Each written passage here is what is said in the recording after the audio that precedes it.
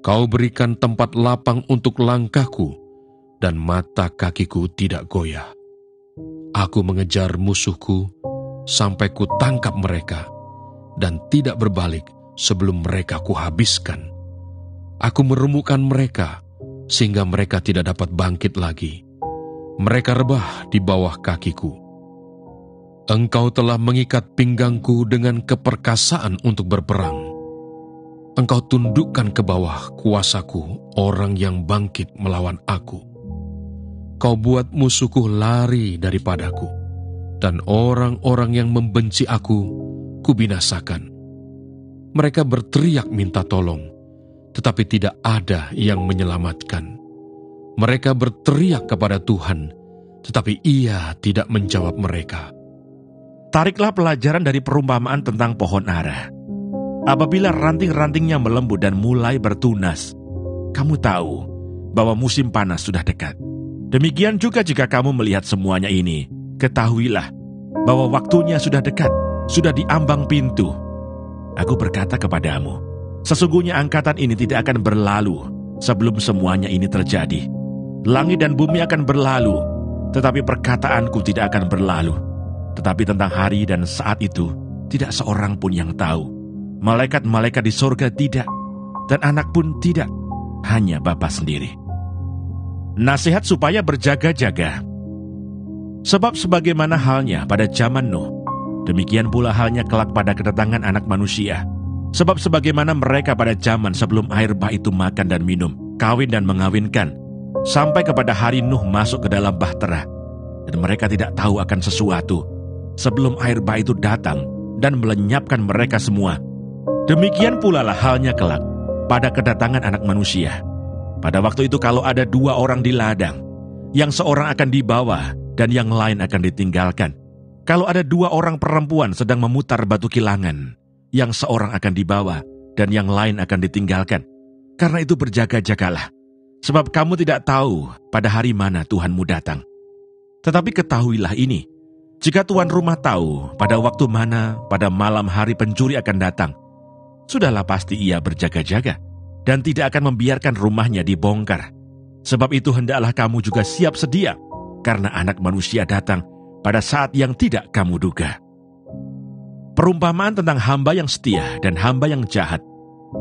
Siapakah hamba yang setia dan bijaksana yang diangkat oleh tuannya atas orang-orangnya untuk memberikan mereka makanan pada waktunya? Berbahagialah hamba yang didapati tuannya melakukan tugasnya itu ketika tuannya itu datang. Aku berkata kepadamu, sesungguhnya tuannya itu akan mengangkat dia menjadi pengawas segala miliknya. Akan tetapi apabila hamba itu jahat dan berkata di dalam hatinya, Tuanku tidak datang-datang, lalu ia mulai memukul hamba-hamba lain dan makan minum bersama-sama pemabuk-pemabuk, maka tuan hamba itu akan datang pada hari yang tidak disangkakannya dan pada saat yang tidak diketahuinya, dan akan membunuh dia dan membuat dia senasib dengan orang-orang munafik. Di sanalah akan terdapat ratapan dan kertakan gigi. Pada waktu itu hal kerajaan surga seumpama 10 gadis yang mengambil pelitanya dan pergi menyongsong mempelai laki-laki. 5 diantaranya bodoh dan 5 bijaksana. Gadis-gadis yang bodoh itu membawa pelitanya, tetapi tidak membawa minyak. Sedangkan gadis-gadis yang bijaksana itu membawa pelitanya dan juga minyak dalam buli-buli mereka.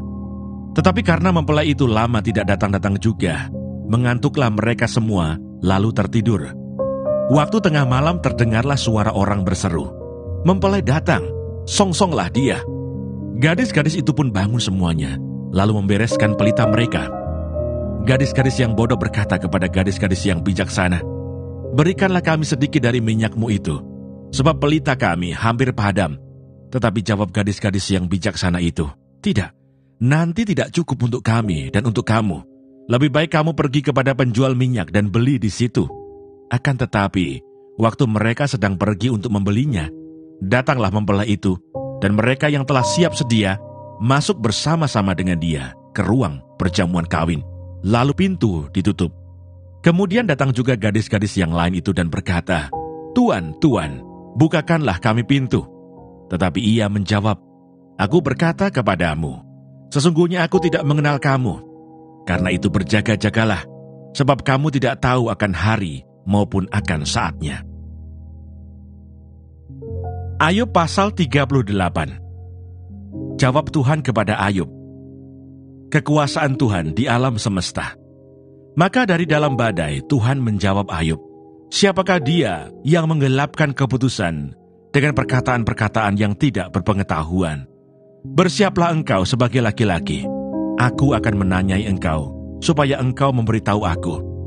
Di manakah engkau ketika aku meletakkan dasar bumi? Ceritakanlah kalau engkau mempunyai pengertian. Siapakah yang telah menetapkan ukurannya? Bukankah engkau mengetahuinya? Atau siapakah yang telah merentangkan tali pengukur padanya? Atas apakah sendi-sendinya dilantak? Dan siapakah yang memasang batu penjurunya? Pada waktu bintang-bintang fajar bersorak-sorak bersama-sama, dan semua anak Allah bersorak-sorai, siapa telah membendung laut dengan pintu?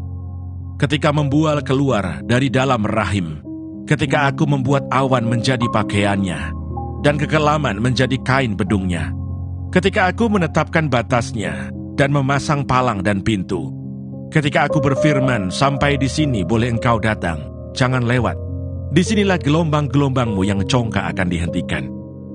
Pernahkah dalam hidupmu engkau menyuruh datang dini hari atau fajar kau tunjukkan tempatnya, untuk memegang ujung-ujung bumi, sehingga orang-orang fasik dikebaskan daripadanya? Bumi itu berubah seperti tanah liat yang dimeteraikan. Segala sesuatu berwarna seperti kain.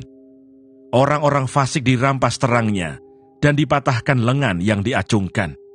Engkaukah yang turun sampai ke sumber laut, atau berjalan-jalan melalui dasar samudra raya? Apakah pintu gerbang maut tersingkap bagimu? Atau pernahkah engkau melihat pintu gerbang kelam pekat?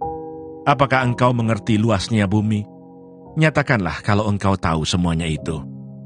Di manakah jalan ke tempat kediaman terang, dan di manakah tempat tinggal kegelapan?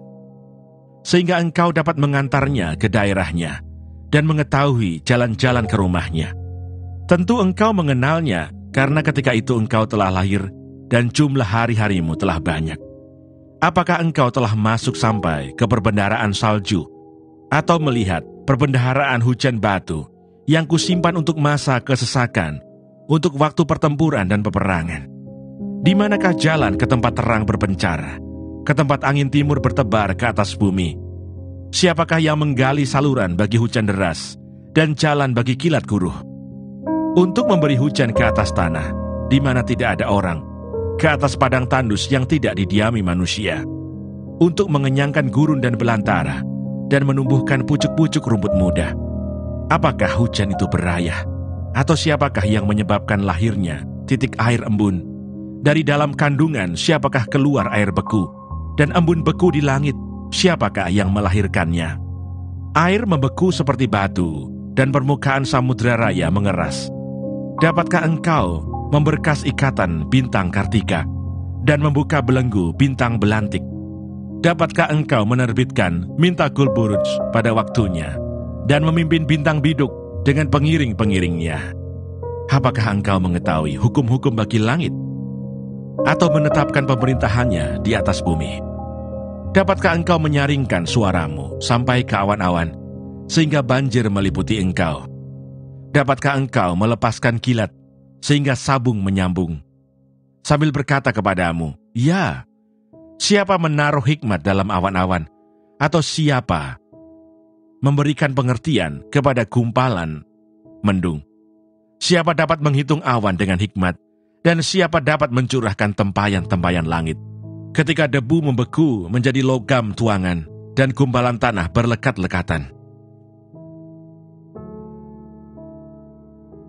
Ayub pasal 39.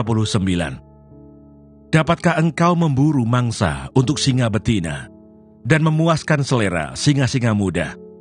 Kalau mereka merangkak di dalam sarangnya, mengendap di bawah semak belukar, siapakah yang menyediakan mangsa bagi burung gagak, apabila anak-anaknya berkauk-kauk kepada Allah, berkeliaran karena tidak ada makanan?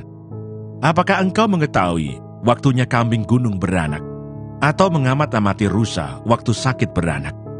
Dapatkah engkau menghitung berapa lamanya sampai genap bulannya, dan mengetahui waktunya beranak. Dengan membungkukkan diri, mereka melahirkan anak-anaknya dan mengeluarkan isi kandungannya. Anak-anaknya menjadi kuat dan besar di padang. Mereka pergi dan tidak kembali lagi kepada induknya. Siapakah yang mengumbar keledai liar? Atau siapakah yang membuka tali tambatan keledai jalang?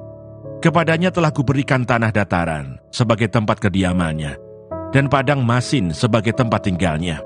Ia menertawakan keramaian kota, tidak mendengarkan teriak si penggiring. Ia menjelajah gunung-gunung padang rumputnya, dan mencari apa saja yang hijau. Apakah lembu hutan mau takluk kepadamu, atau bermalam dekat palunganmu? Dapatkah engkau memaksa lembu hutan mengikuti alur bajak dengan keluhan? Atau apakah ia akan menyisir tanah lembah mengikuti engkau?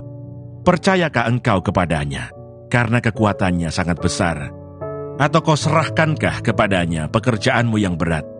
Apakah engkau menaruh kepercayaan kepadanya, bahwa ia akan membawa pulang hasil tanahmu, dan mengumpulkannya di tempat pengirikanmu? Dengan riang, sayap burung onta berkepak-kepak.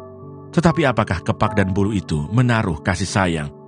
Sebab telurnya ditinggalkannya di tanah, dan dibiarkannya menjadi panas di dalam pasir. Tetapi lupa bahwa telur itu dapat terpijak kaki dan diinjak-injak oleh binatang-binatang liar. Ia memperlakukan anak-anaknya dengan keras, seolah-olah bukan anaknya sendiri.